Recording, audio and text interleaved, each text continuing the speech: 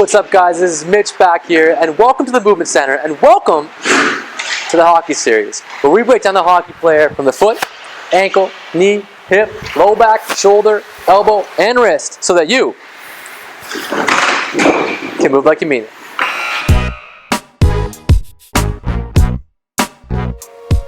Hey guys, welcome back to episode 3 of the hockey series, and today we are focusing on the knee.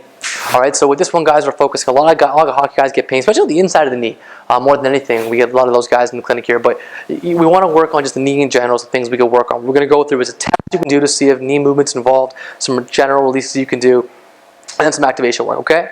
So our test for today, guys, is going to be our step down test. So this way you can do, grab a box, if a box, it can be a chair or a step, and the idea is you're going to slowly control yourself down into your step off, all right? And we're looking for any variance in that knee. So we're going to have Marco come up here and take a look as he shows us off his beautiful knees, all Italian. Here, okay, so he's going to come on up. And I'm going to sneak over here, and we're going to watch. So he's going to use me for balance if he needs it, and he's going to step on down and go ahead and step down. Beautiful. And he's doing that pretty good, pretty controlled. His knee's staying pretty solid. Now, he's going to show us the wrong thing, just so you guys can see it. So if his foot's here and he comes down, a lot of guys exactly will kind of turn in, so that knee comes in over the foot, or the hip will drop down.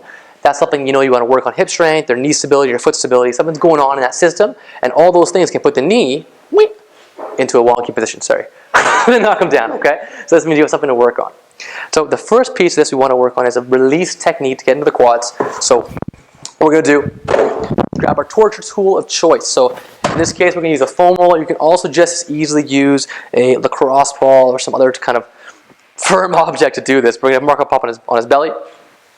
He's going to take that, sneak that on his leg. Awesome. So you can roll this back and forth, right? A lot of people roll up and down on this all the way from the top of the kneecap to the front. Well, we like to do a bit of a quad grinder technique here. So what he's going to do is put as much weight as he can tolerate on that leg and then bend his knee through. So he's going to bend, bend, bend, bend. As he bends, he'll feel that pick up a little bit, right? And he comes back down. Now, the one thing you want to be careful of with this is a lot of guys, especially hockey players, are tight in the front of their hips. So you'll notice, keep going, Marco, as he does that, keep going, he starts to arch his back. So keep going, his back starts to extend more as he bends his knee more. So that lets us know he's pretty tight in the hips. So when he goes to bend that through, he's jamming his lower back. So never work on something in a way that's going to injure the rest of your body. So I will be able to stabilize that.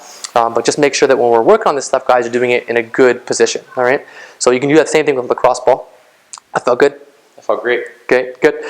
Now, next piece is something we call the couch stretch. Now, this can be done on our makeshift couch here. So you can do this in front of TV or chilling, right? The other option is against, the boards, or, against a wall of any sort. So we're going to have Marco step up over here and show us the version on the couch. So he winds up his foot, right knee right up against the back. And the point of this, guys, is to open up that front of not only the quadriceps, right, as they come up in front of the knee, but also part of that quad, part of that crosses the actual front of the hip. So he's going to squeeze his butt and lean into that stretch, making sure he doesn't overextend, so he keeps down and squeeze, and he should feel that pick up in the front of his hip. Good stretch? Great stretch. It's lovely, right? The other option for this, guys, is you can hang out over here, wind up right against the wall, and do that same thing, driving that hip down and feeling that, that feels lovely, right into the front of the hip. And you can turn and angle yourself a little bit to pick up different parts of the quadriceps or the front hip flexors with this stretch.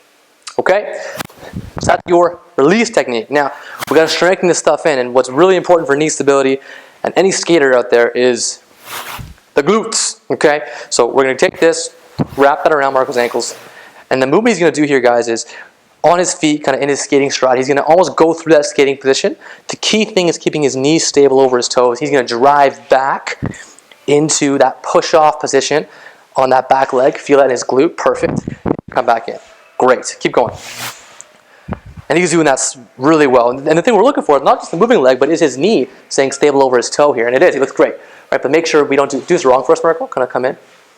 So make sure you're not letting that trail in like that. You're doing it awesome like Marco here as he drives out with that foot. Awesome. Good. And you should put that pick up in the back of the hip. Okay? The other option we can do is, if we sneak off just this side, we can move this up to the knee, and you can tie this to me, or if I can hold it, or to a board. And we're going to kind of makeshift this, but imagine we were doing that single leg squat test we did at the beginning. He could hold on me for balance, and his knee was sinking in. So what I can do is give him a bit of a pull, and he can drive down into that single leg squat, come back up, really driving that knee out, working his glute, not letting his knee come in. So it gives you some feedback, okay?